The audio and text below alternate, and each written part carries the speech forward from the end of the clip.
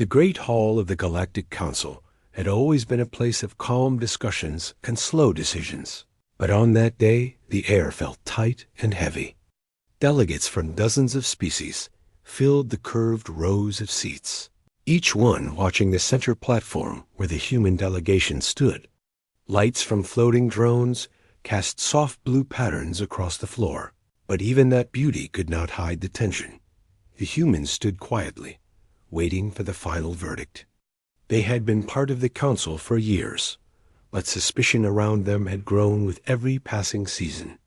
Humanity's ability to learn fast, adapt quickly, and spread across difficult regions made many species uneasy. Some admired humans for their determination. Others saw danger in their creativity and stubborn resilience. That mixture of respect and fear had led to this moment. The council speaker, an elder member of an insect-like species, tapped the crystal before them. The sound echoed through the chamber. It was a signal that the vote was done. No one whispered. No one shifted in their seats.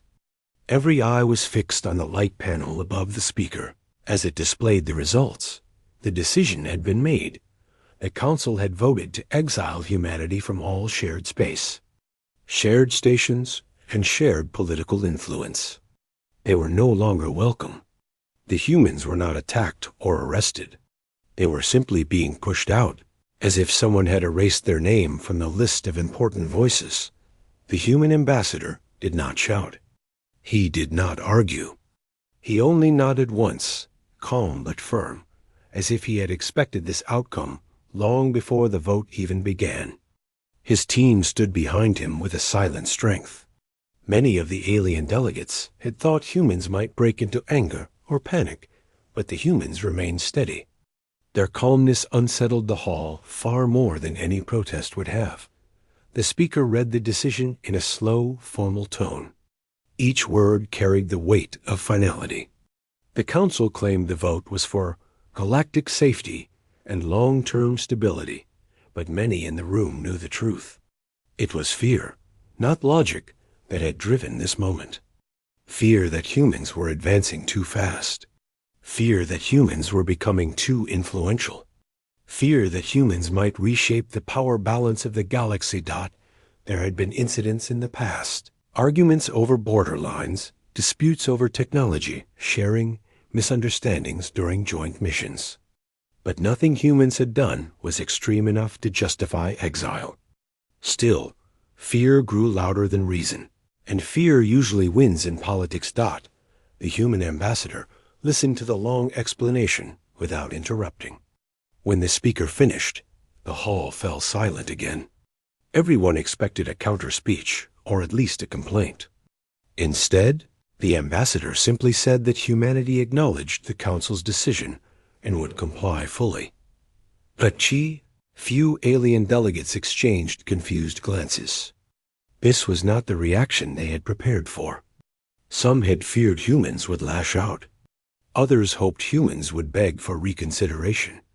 But what came was controlled acceptance, a calm that felt far too deep to be simple agreement. The ambassador turned and began walking toward the exit. His team followed. The guards standing by the doors did not move, but there was tension in their posture, as if they expected something unexpected the moment the humans crossed the threshold and disappeared down the long metal hallway. Quiet conversations burst across the hall. Some delegates whispered that humanity must be planning something. Others believed the humans were simply defeated. A few felt regret, sensing that the council had made a grave mistake. But none of them knew what was truly happening behind that calm expression. The truth was that humanity had learned long ago never to show fear in front of those who wished to judge them. They had been tested in harsh situations, countless times in their own history. This moment was no different. They walked away not because they were weak, but because they were already thinking ahead. On the other side of the council building, the human delegation moved with a quiet unity. They did not talk until they reached the private shuttle bay reserved for diplomatic missions. Once inside their transport ship, they finally allowed themselves a breath. Not a sigh of despair, but a steadying breath filled with purpose. They all knew the meaning behind the Council's vote. It was not just a political blow. It was a warning.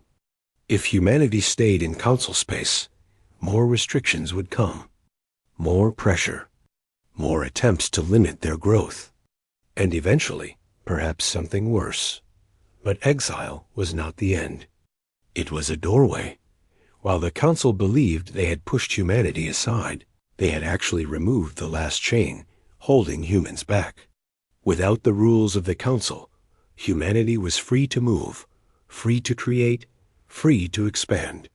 The ambassador understood this. So did the crew. So did every person waiting back on Earth. As their shuttle lifted from the platform, many species watched through observation windows. Some watched with satisfaction, believing the galaxy had just protected itself. Others watched with unease, sensing that something irreversible had started. The shuttle broke through the air traffic lanes and joined the transport route leading out of the Council's central station. It flew past ships of many other species, trade vessels, patrol ships, diplomatic cruisers. Some slowed to watch as the human ship passed. No one spoke to them. There was a feeling that the humans had become ghosts in the eyes of the galaxy. But humans did not feel like ghosts. They felt focused. During the journey back to their main fleet, messages had already begun arriving from Earth. Leaders, engineers, ship captains, and frontier settlers were all waiting for direction. They wanted to know if the rumors were true. Had the Council really cast out the entire human race? The ambassador prepared his message carefully. It had to be simple. It had to be honest. It had to reach everyone, from people living in peaceful cities to those working in distant mining outposts. When he finally recorded it, his tone remained calm, but there was strength behind every word. He stated that the Council had voted. Humanity was no longer part of their political structure. They were being forced to leave shared territories. And now, the choice ahead was clear. Humanity would no longer rely on others to define their place in the galaxy. The message spread quickly. Across Earth, across colonies, across ships traveling far from home, people listened in silence. Some felt shock. Some felt frustration. But many felt something else, something deeper. A spark, faint at first, but growing. Humanity had been treated unfairly. But instead of breaking their spirit, the exile made them more united. It reminded them of every moment in history when they were underestimated yet still succeeded. This was just another chapter in that long pattern.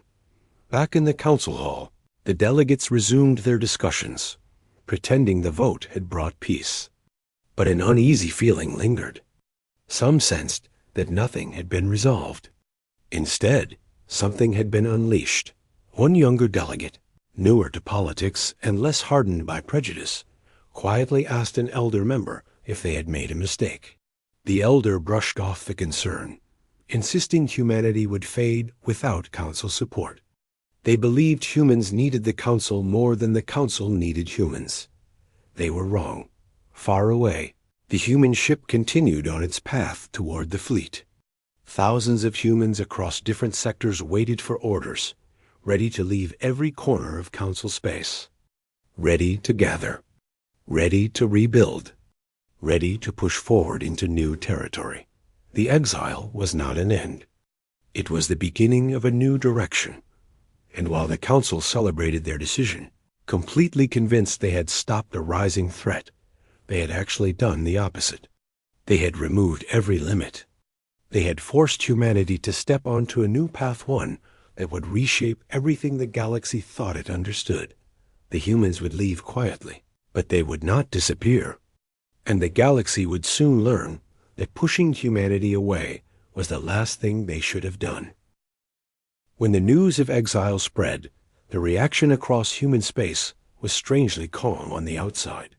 No explosions of protest. No angry speeches. No dramatic threats. Instead, something quiet happened, something almost too quiet. Humanity simply began to move. Ships that once traveled freely through Council space changed their routes. Stations that had been built with joint funding quietly shut down their external connections. Human scientists cleared their laboratories and sent research equipment back toward Earth and the frontier colonies. Mining crews packed their machinery. Traders rerouted their cargo paths. Every movement was smooth, organized, and fast, as if it had been planned long before the Council's vote. This silence caught the attention of many alien observers. They expected chaos. They expected humans to argue or resist. Instead, what they saw was coordination, discipline, and purpose. That made some of them uneasy. It was like watching a storm move far away, one that didn't roar loudly, but rolled quietly across the horizon. Border stations, where humans had worked alongside other species for years, felt strangely hollow now. Humans who had lived there for decades said their goodbyes with calm voices. Some aliens tried to comfort them, thinking they must be devastated. But the humans only smiled politely and said they had work to do. Many species misread that smile. A group of young alien officers at a patrol gate watched an entire human convoy leave their sector. Hundreds of ships passed one by one transport vessels, science craft, industrial haulers, even small family shuttles. The officers expected at least one ship to send a final message of frustration or disappointment. But every ship simply stated their departure clearance, thanked the gate crew, and continued on their way. The officers were left wondering if humanity truly felt nothing about being forced out. The truth was that humans felt plenty, but they were not the type to break down in front of others. Back on Earth, people gathered in public squares to watch news broadcasts. Smart screens showed interviews with diplomats, citizens, engineers, and even children from frontier colonies. Everyone had their own opinion, but a common thread tied them together. No one wanted to fall into panic. No one wanted to waste energy complaining.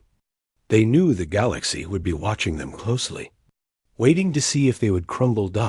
So humanity chose not to crumble. One worker in a busy space dock looked at the giant, unfinished ship in front of him and said to his friend, "If they don't want us, we'll build something better."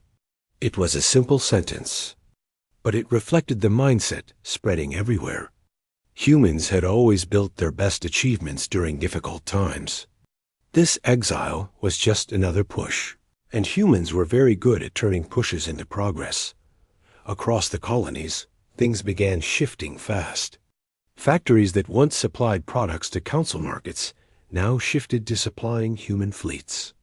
Research stations that had once depended on joint funding were now supported directly by human governments and private groups.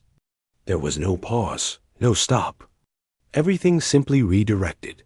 Some colonies closed completely, their populations choosing to move deeper into unclaimed territory rather than stay in regions controlled by the Council.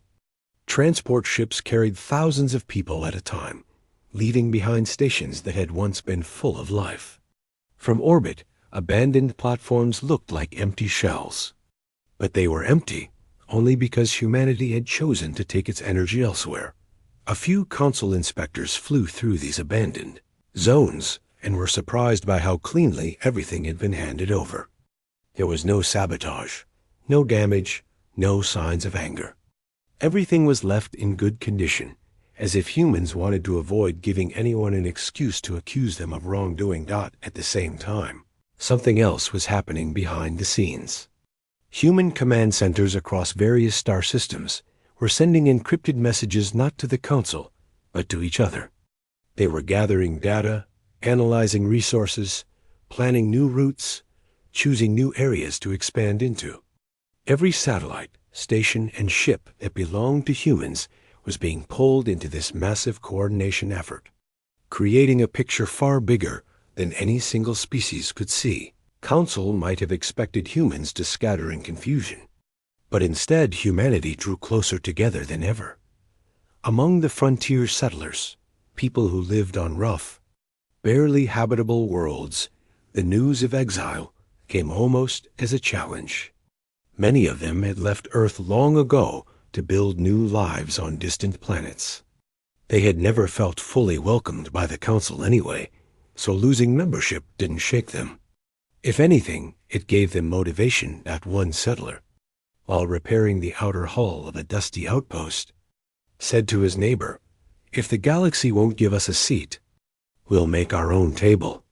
Others nodded, knowing that humans had always been better at building than begging. Ships that usually took months to prepare were now being rushed into space. Colonists packed essentials and left in large waves, forming long caravans through the stars. Some of the ships looked worn, some were brand new, but all of them moved with a shared purpose.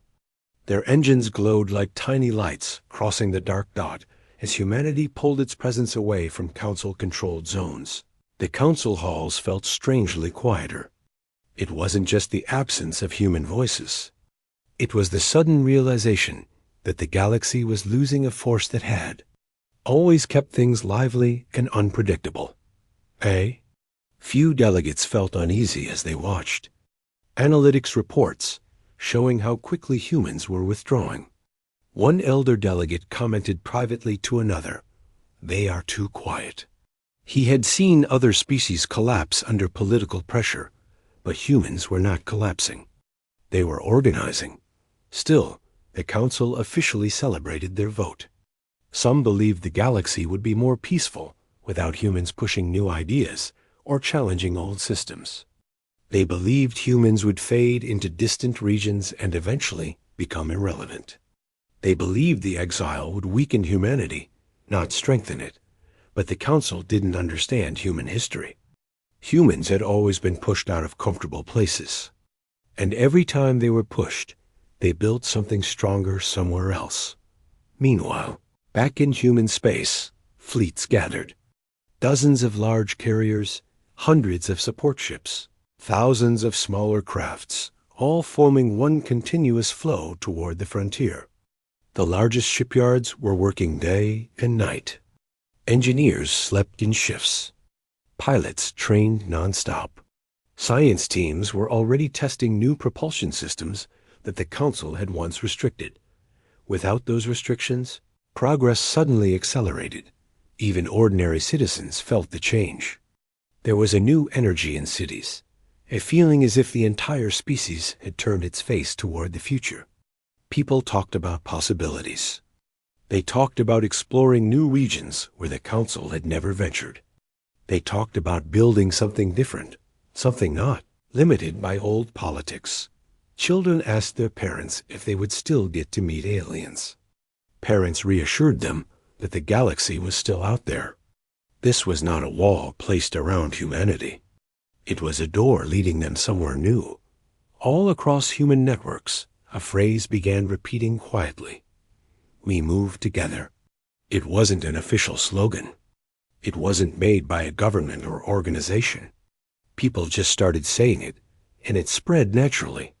It became a reminder that no matter where they were going as one. From orbit, Earth looked peaceful, but space around it was crowded with motion. Fleets launched toward new destinations. Supply lines formed. Research teams boarded mobile labs. Colonists waved goodbye to the homeworld, knowing they might not see it again for many years. Yet there was no sadness in their eyes. They were stepping into a new era. As all this happened, the Council received regular reports about human movements. At first, they ignored them. Then, slowly, concern began to grow. Something felt off. Humans were leaving, yes, but not scattered or disorganized. They were leaving with enormous precision. One night, a Council analyst stared at the data and whispered to himself, "They're not retreating. They're restructuring."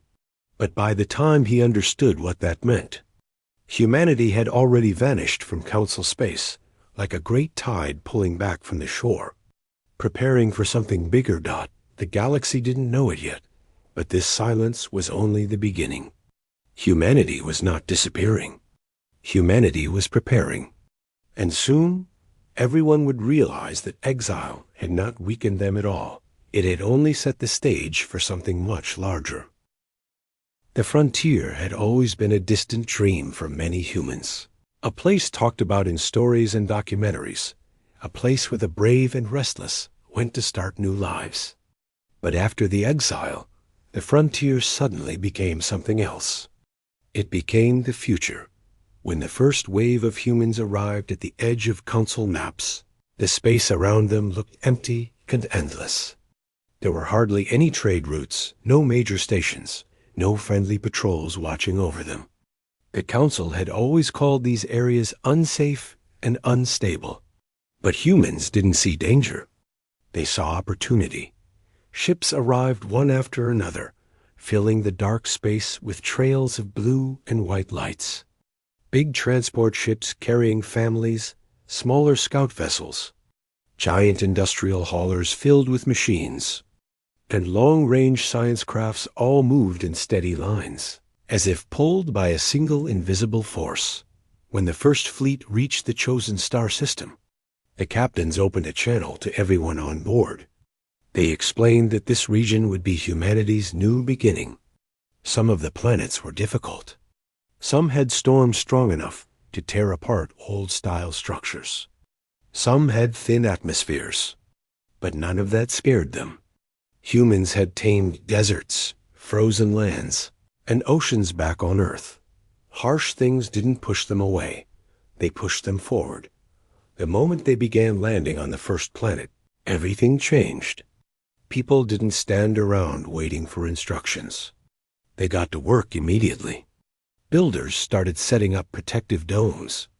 Technicians brought out machines to create breathable zones.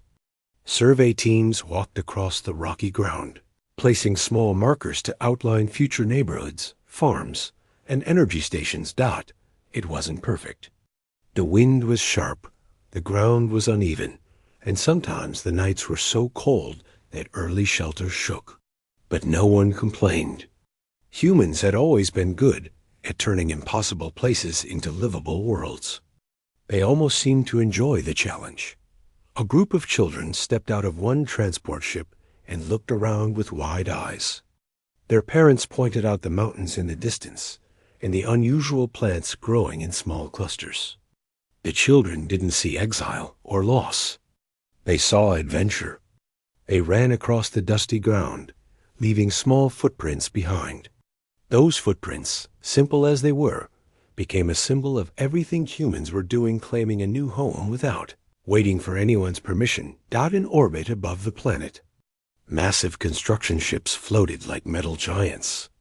Their robotic arms unfolded, lifting giant panels that would become the outer walls of future stations.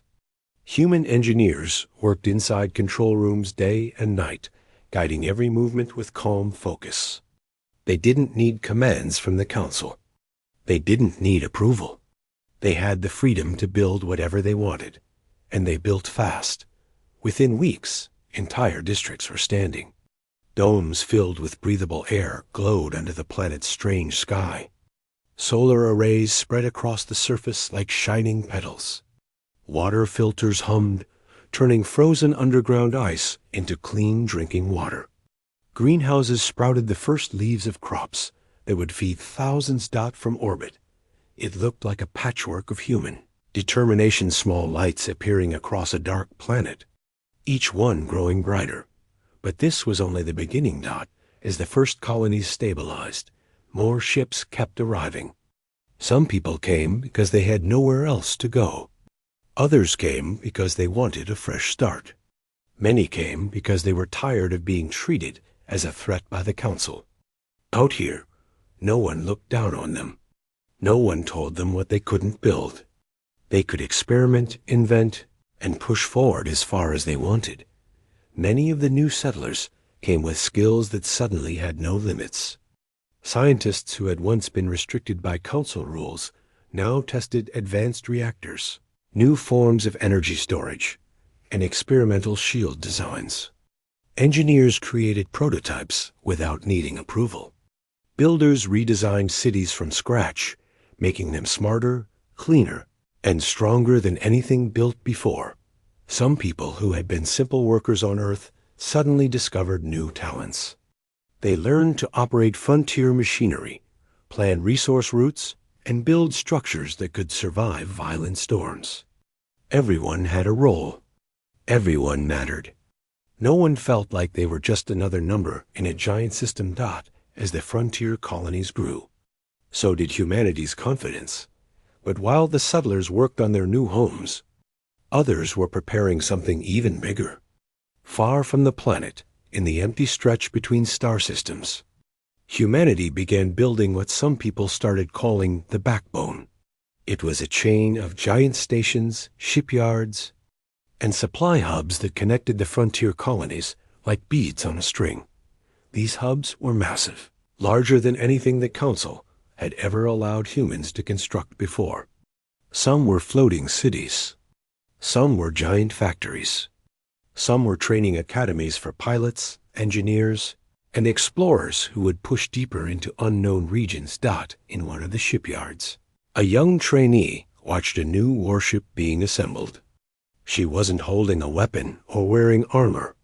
She was just an apprentice who loved machines. As she watched the giant ship come together piece by piece, she whispered, "They have no idea what we're becoming." And she was right. The Council didn't understand the scale of what was happening. Their reports only showed that humans were relocating. They didn't know that every transport ship carried not just people, but dreams, ideas, and plans.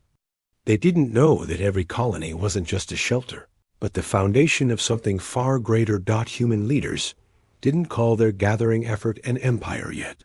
It wasn't about power. It was about survival, unity, and freedom. But even if they didn't use the word, everyone could feel something rising, something larger than the old systems. Back in the new colonies, something else became clear. People from different parts of Earth, different cultures, different beliefs, different pasts worked side by side without the old arguments that had once divided them. Maybe it was because they were far from home. Maybe it was because exile had pushed them together. Or maybe it was because the frontier didn't care where someone came from. It only cared about what they could do. Under these new conditions, humans became more united than ever. One evening, as the sun of the new planet dipped behind the mountains, a quiet buzz filled the colony squares. People came out of their shelters to watch the sky.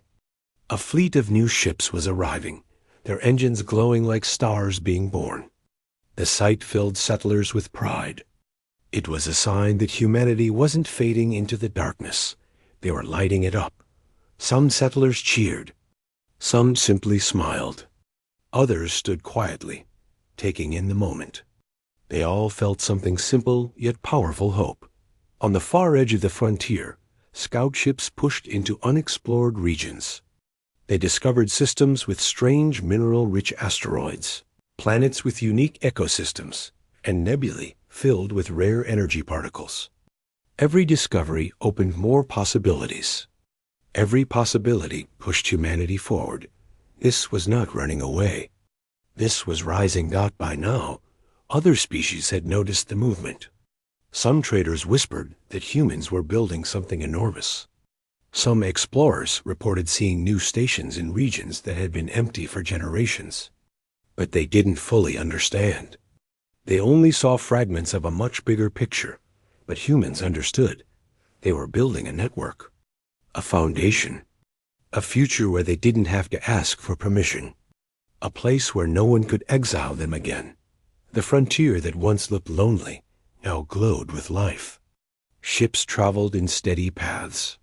Colonies grew in clusters. New technology spread fast.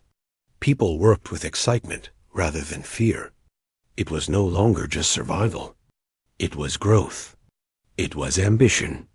It was the quiet beginning of something that would soon be impossible to ignore. Humanity had been forced out of the galaxy's center, but out here, on the edge, they were becoming something stronger. Something the Council had never imagined, and something the galaxy would soon have no choice but to face. In the early years after the exile, the frontier colonies felt like scattered lights across a dark map. But as time passed, those lights connected. What began as scattered settlements slowly turned into something larger, something organized, something powerful. No one announced the beginning of a new age. It simply formed as people worked day after day, solving problems one by one, building without waiting for anyone's approval. At first, the colonies grew like small towns. But soon, they expanded into full cities with wide energy grids, tall shield towers, and transport lines connecting districts. The walls were stronger than anything humans had ever built before, because the frontier demanded strength. Windstorms here could lift old-style ships off the ground. The soil in some places was so tough that machinery had to be redesigned from scratch. Nights on certain planets were colder than any winter on Earth, but humans adapted. They always adapted. Engineers learned new ways to stabilize structures. Scientists developed materials that never cracked under pressure. Farmers invented new hydroponic systems that worked even in thin atmospheres. Every challenge the frontier threw at them became a lesson in creativity. As the colonies expanded, the need for faster travel became clear. Old engines were too slow for the growing distances between settlements. Instead of waiting years for permission from the council, they would never get human. Scientists started experimenting freely. They finally unlocked something the council had placed heavy restrictions on: advanced slip drive technology. The council once feared humans might develop it faster than other species, so they limited research.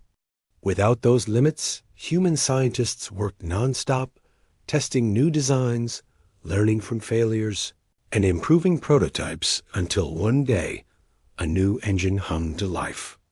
It wasn't the fastest in the galaxy, but it was something the humans made entirely on their own.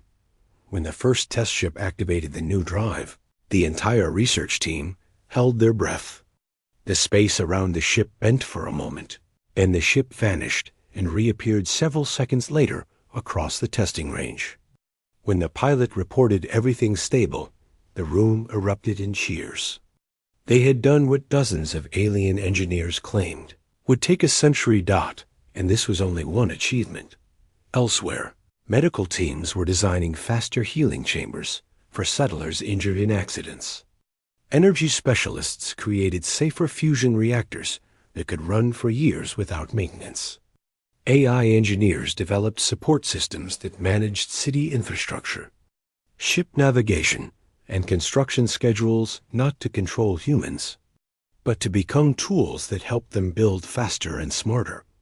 People started calling these advances frontier miracles. But they weren't miracles. They were the result of being pushed away and forced to rely on themselves. Soon, the colonies were no longer just surviving. They were thriving. But as the frontier grew, something else quietly formed: unity. The old divisions, national flags, borders, rival governments started to fade. Out here, none of that mattered. No one cared what country someone's grandparents came from. No one asked what language someone spoke at home. Everyone lived under the same stars, faced the same dangers, and shared the same purpose. One evening, a large meeting was held inside a wide, transparent dome on one of the biggest colonies. Representatives from different settlements gathered to talk about the future. People from desert worlds, ice worlds, rocky worlds, and floating platform cities all joined in. They discussed trade routes, fleet coordination, shared defense, education, and long-term plans. No one forced unity. It simply happened because it was the only path that made sense. Over months, those meetings shaped a new system, something between a government and an alliance, something built on cooperation rather than competition. They called it the Terran Sovereign Empire, not because they wanted to control others, but because they finally wanted control over their own destiny. The name didn't mean power over the galaxy. It meant a united home for humans, no matter where they lived. Some people didn't like the word empire at first. It sounded harsh. But others argued that the name wasn't about dominance, it was about independence. It meant humanity was done being treated like guests in someone else's house. Once the name was chosen, everything accelerated. The empire wasn't built by a single leader or a single group. It was built by millions of people working across countless worlds. New schools opened that focused on space engineering, planetary science, diplomacy, and exploration. Training centers filled with young people who wanted to protect the frontier. Research academies united scientists from different colonies so they could share new breakthroughs. Merchant groups created networks that delivered supplies across systems without delay. Within a few years, humanity had something that looked nothing like their old world and everything like the world they always hoped to build. The next major change came from the shipyards. These massive structures floated in orbit around frontier stars. Some were as large as small moons, made from metal mined in deep asteroid belts. Inside them, thousands of workers and machines operated day and night. Building ships humans had been forbidden from constructing under council rules. The new ships weren't designed for war alone. Many were long-range explorers, meant to map unknown regions. Others were rescue vessels built for responding to emergencies across multiple systems. Cargo ships became faster, larger, and more efficient. Passenger transports carried settlers with comfort. Not cramped space like the first waves of migration. And then there were the defense ships, sleek, advanced, and designed with technologies no one else had. Their hulls were reinforced with hybrid alloys developed from alien and human research. Their engines used a new slip drive. Their shields were designed from frontier discoveries. These ships were silent proof that humans were no longer limited by the Council's restrictions. A group of workers watched one of the first major battleships roll out of dry dock. The ship was enormous, its metal plates reflecting starlight. It carried no aggressive markings or threatening symbols. It was built to protect, not conquer.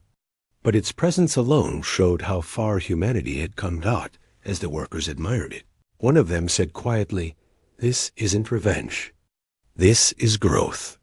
Everyone nodded. Back down on the planets, ordinary life was also improving fast.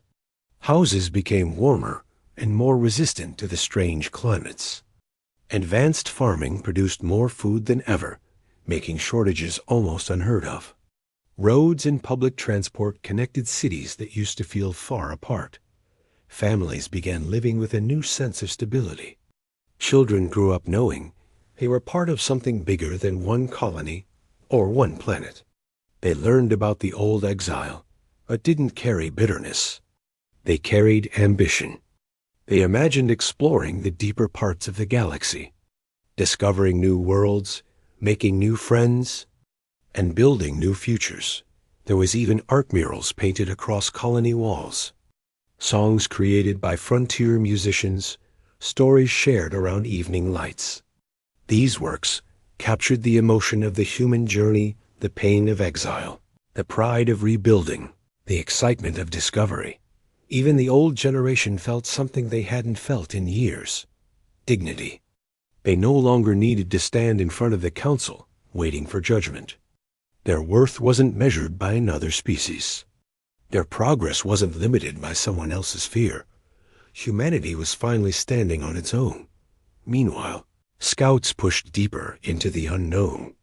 They sent back constant reports: new planets, new resources, strange cosmic events, rare particles floating through nebula clouds. Every discovery fed into the Empire's growth.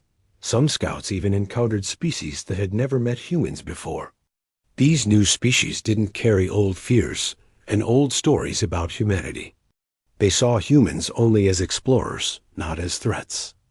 Early interactions were cautious but peaceful. It was proof that humans didn't need the Council to build relationships. They just needed respect, and they finally had the freedom to earn it directly. Back in the frontier capital, Where the Empire's planning center stood, the atmosphere was always buzzing with activity. Screens displayed the positions of fleets, the progress of construction, the status of colonies, and reports from distant scouts. The room was open and bright, filled with people from many different backgrounds working together with intense focus. There was no sense of rivalry, no ego battles, no endless arguments. People helped each other because they knew every action shaped the future of millions. One of the analysts looked at the star, maps expanding across the screen, and whispered, "We were pushed out, but we landed on something bigger than we ever imagined." And everyone who heard those words agreed that the Terran sovereign empire didn't rise from greed or anger. It rose from unity and purpose. It rose from the belief that humans deserved a home where no one could exile them again. It rose from the simple truth that progress cannot be stopped by fear the galaxy had cast humanity aside. But in the empty space where they were sent, humans did what they always did. They built, they grew, they advanced, and in doing so, they became something far greater than what the Council had tried to contain. Time moved differently for humans in the frontier. While the Council continued its slow, cautious politics, humans were growing at a speed no one had predicted. Reports that had once seemed scattered new colonies forming, new ships leaving, new discoveries in distant systems now formed a pattern. A pattern the galaxy could no longer ignore. It started with whispers. Traders in distant sectors noticed strange activity. Supply lines that had once been local now connected distant worlds in perfect coordination. Scouts reported seeing massive stations that seemed almost alive, their lights moving in ways that suggested something more than just machinery. Rumors spread through Council channels. Humans were building not just settlements, but networks, fleets, and systems designed to operate together like one organism. At first, the Council dismissed it. They told themselves that humans were still weak. They told themselves that frontier worlds were unstable and that humans would eventually falter under harsh conditions. They had grown accustomed to seeing species struggle outside Council-controlled zones. Humans, they thought, would be no different. But then, reports began arriving faster, and the panic started to creep in. One day, a scout ship monitoring a human convoy noted something impossible. Dozens of ships had traveled from one distant system to another in perfect formation, synchronized with no visible communication signals. Observers were stunned. That level of coordination was beyond any standard military or trade fleet in the galaxy. And humans were doing it without the Council's help, without oversight, without even asking for permission. Another report came from a survey vessel tracking human stations.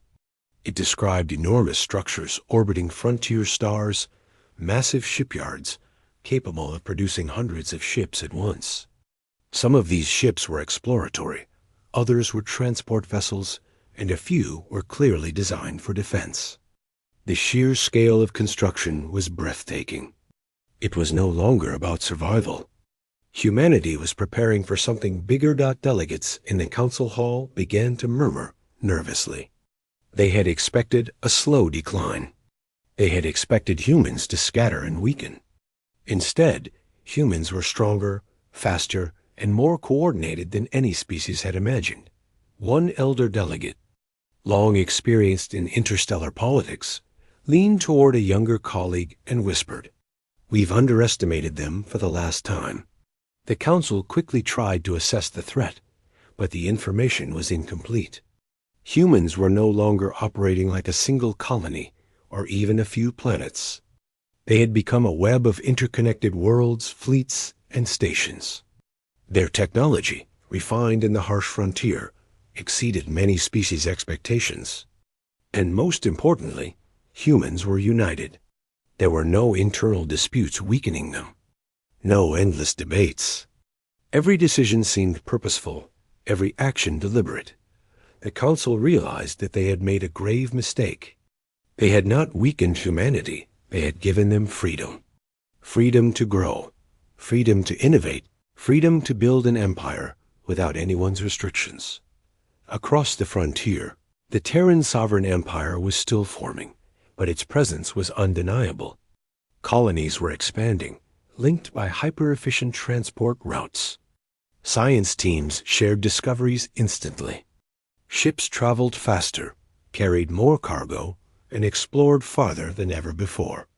Communications and logistics worked like a single organism, moving people and supplies across systems in perfect harmony.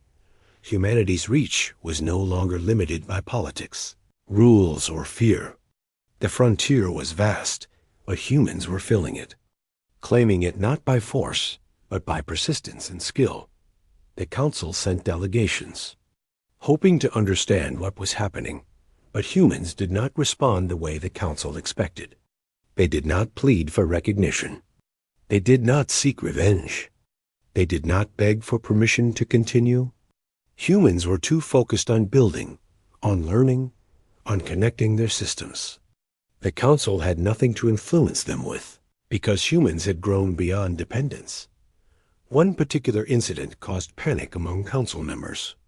A patrol fleet sent to observe a cluster of new human colonies suddenly found themselves surrounded by human ships, operating in perfect coordination. The fleet was not attacked, but it was stopped. The humans allowed communication, but the message was clear. They controlled this space now. The Council scrambled to understand how it had happened. They had predicted isolated colonies, scattered settlements, maybe a few rogue stations. They had not expected a fully functioning network with advanced ships, unified defense systems, and thriving populations. They were realizing too late that the exile had backfired in the most spectacular way.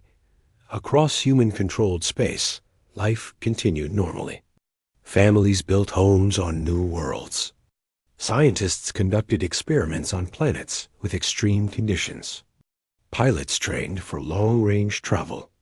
Engineers created massive orbital stations that could house thousands of people. And all of this was connected by a growing fleet capable of moving quickly wherever it was needed. Even ordinary citizens felt the difference.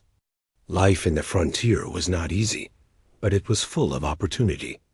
People learned new skills, solved complex problems, and contributed to a shared goal. Children grew up knowing that they were part of something larger than a single colony or a single planet. They learned to work together, to think creatively, and to adapt to whatever the frontier threw at them. A young pilot, preparing for her first long-range mission, looked out at the endless stars and whispered to herself, "We are more than they ever imagined." She was right. Humans had become something no one could ignore. The Council's fear grew as reports continued. Every time they thought they understood humanity's limits, humans surpassed them. Ships moved faster, colonies grew larger, technology advanced further. Even distant species that had never met humans began to hear stories about their achievements. Tales of self-sufficient frontier worlds, enormous shipyards, and fleets that could move silently across the galaxy spread like wildfire.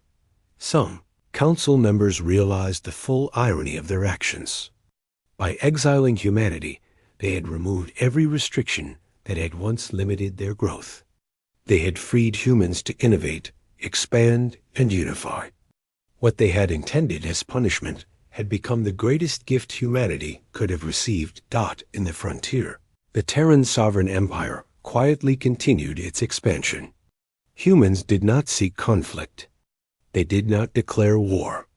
They focused on building, exploring, and learning. But their presence was undeniable. Every new settlement, every new fleet, every new discovery was a reminder that humanity was no longer just a member of the Council. They were a force in the galaxy all on their own.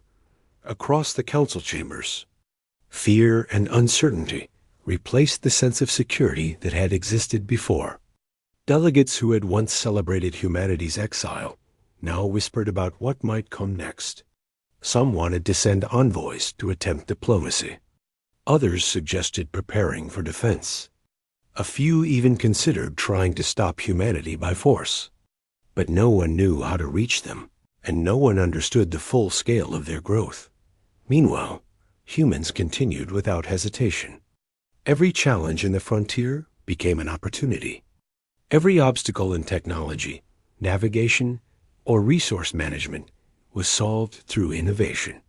Every settlement was linked to another, forming a network that made travel, communication, and supply lines faster and safer than ever before.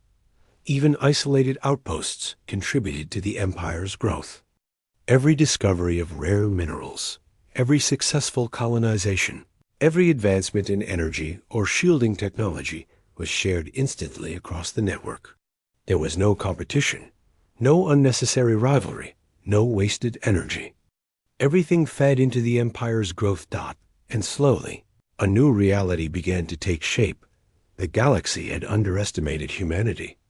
They had thought exile would weaken humans, scatter them, and diminish their influence.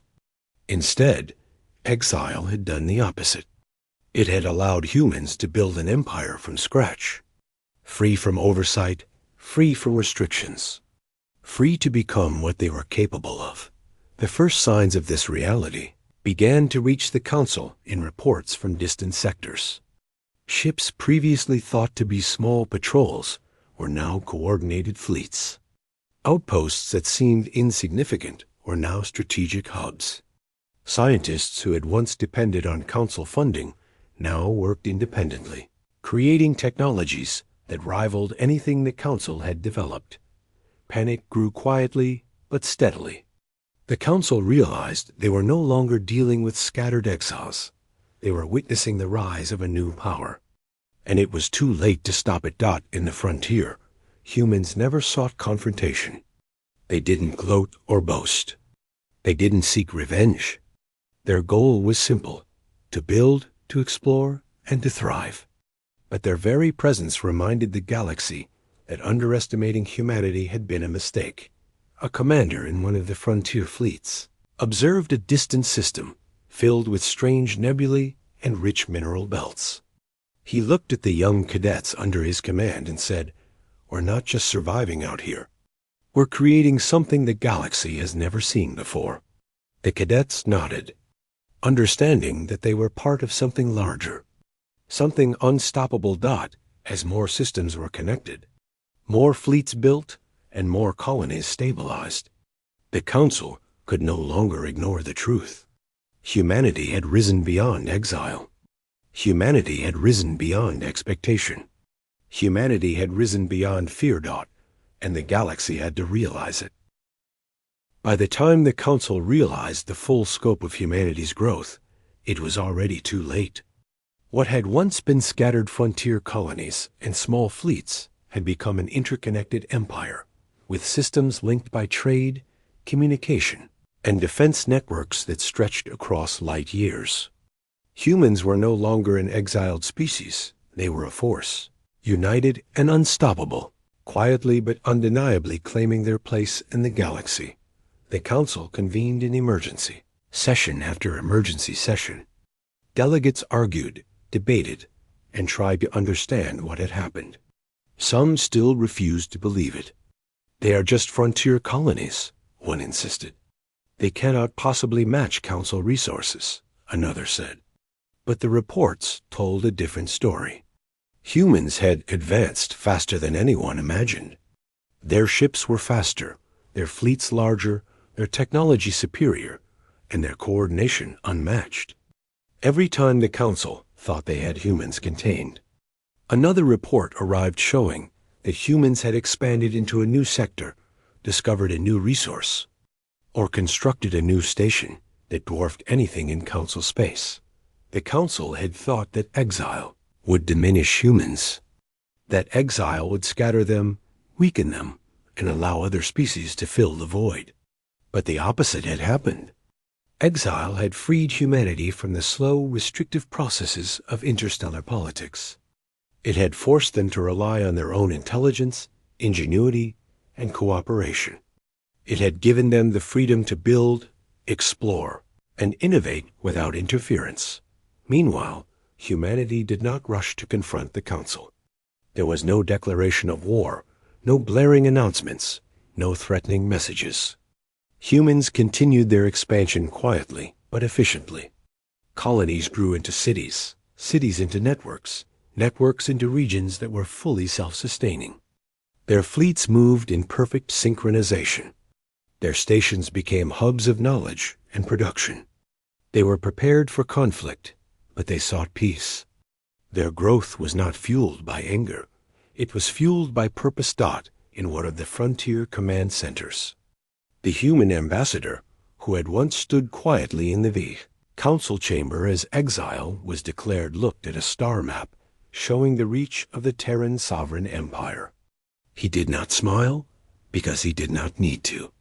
Everything he had hoped for years ago was now reality. Humanity had turned exile into opportunity, and opportunity into power. The first contact came not as an attack, but as an invitation. The Council had to acknowledge humanity's presence, and they decided to send envoys to the frontier. When the first diplomatic ships approached human-controlled space, they were met by fleets that had been carefully positioned not to intimidate, but to show that humans were organized, capable, and in control. The Council's envoys were surprised. They had expected anger, rebellion, or hostility. What they found instead was calm, deliberate organization. Humans welcomed communication, but they spoke from a position of equality. They did not beg, they did not threaten. They simply stated their presence, their purpose, and their independence. In the meeting chambers of a massive human station. The Council envoys were briefed on the Empire's structure. They learned that humanity had unified their colonies into a network that allowed for fast communication, shared resources, coordinated defense, and centralized planning. They learned that humans had developed technologies that surpassed Council standards in speed, energy efficiency, and exploration capability. They learned that humanity had built fleets capable of defending their territory, while simultaneously exploring new sectors. The realization hit them hard.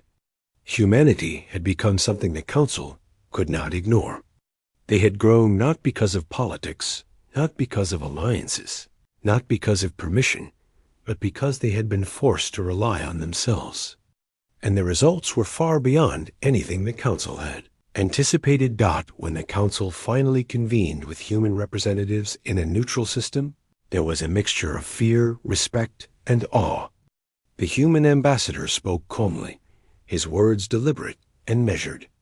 He reminded the Council that exile had been their decision and that humans had adapted, built, and thrived because of it. He stated that humanity sought recognition, not revenge, not conquest, not submission, but acknowledgement of their place in the galaxy as equals. The words carried weight because the actions behind them did. Humans had the colonies, the fleets, the technology, and the organization to back up their statements. They had proven that they were not dependent on the Council's favor. They had proven that they could survive, adapt, and grow under any circumstances. Council delegates whispered among themselves, realizing that the humans before them were not the same species they had once underestimated. They had imagined scattered exiles, weakened colonies, and small, struggling fleets.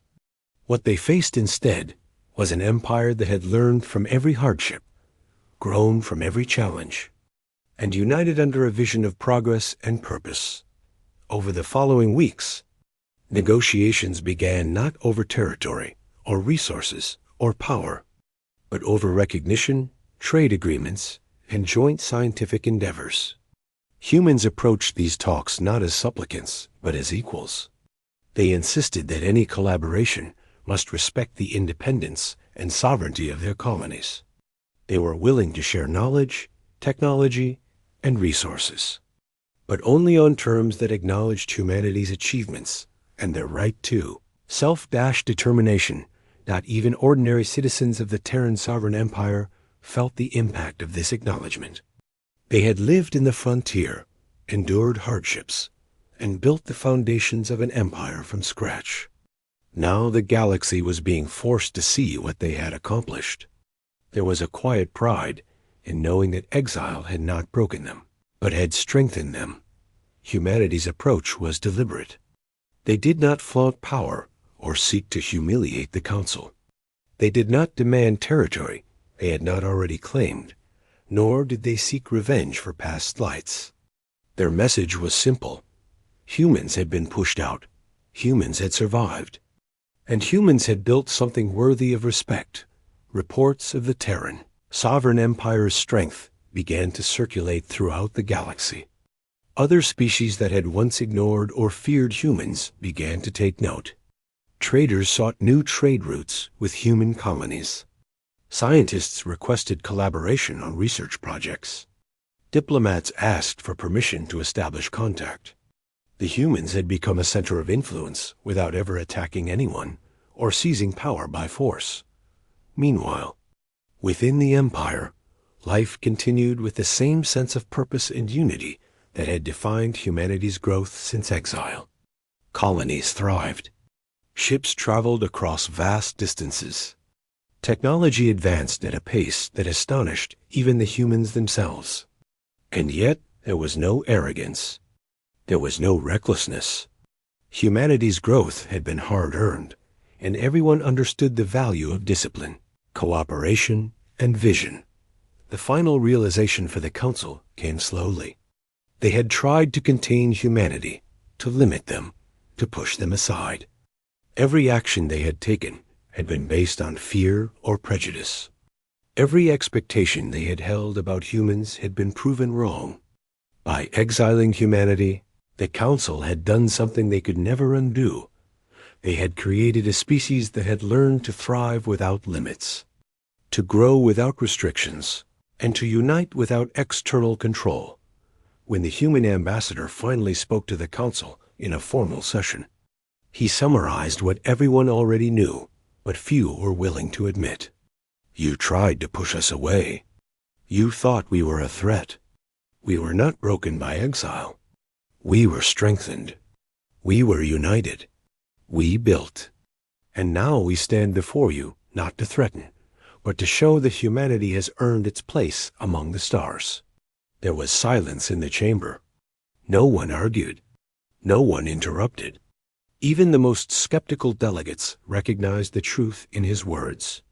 Humans had transformed exile into opportunity, struggle into achievement, and separation into unity. The Terran sovereign empire had arrived. Not as rebels, not as exiles, not as victims. They had arrived as equals, powerful, capable, and unstoppable. From the frontier colonies to the distant stations, humans celebrated not with arrogance, but with quiet pride. They had survived. They had grown. They had conquered hardship without losing their humanity. They had proven that exile had not been the end, but the beginning of a new era. And as the galaxy looked on, humans finally had their answer. They no longer depended on the Council for approval, recognition, or direction. They had built something that could not be ignored. They had forged an empire, not out of fear, not out of anger, but out of unity, intelligence, and purpose. Humanity had been exiled, and humanity had returned, not as exiles, but as equals ready to claim their destiny among the stars.